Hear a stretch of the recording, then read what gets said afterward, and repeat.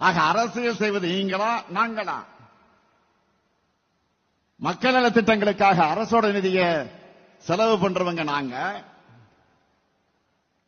அரசோட நிதியை மதவெறிக்காகவும் இந்தி சமஸ்கிருத திணிப்புக்காகவும் செலவு பண்ணக்கூடியவங்க நீங்க.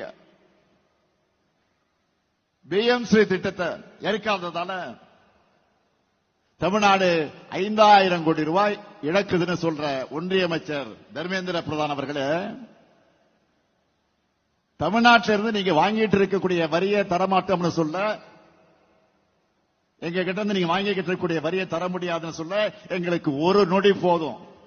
மறந்துடாதீங்க. கொடுத்து பெறுவதுதான் கூட்டாட்சி தத்துவம். அதுதான் இந்திய அரசியலமைப்பு சட்டத்தோட அடிப்படை. அதை கூட புரிஞ்சிக்காதவங்க ஒன்றியத்தை ஆள்றதுதான் இந்தியாவுக்கு மிகப்பெரிய சாபக்கேடு. தேசிய கல்விக் கொள்கை என்பது கல்வியை வளர்க்கிறதுக்காக கொண்டு வரப்படல, இந்திய வளர்க்க கொண்டு வரப்பட்டிருக்கு.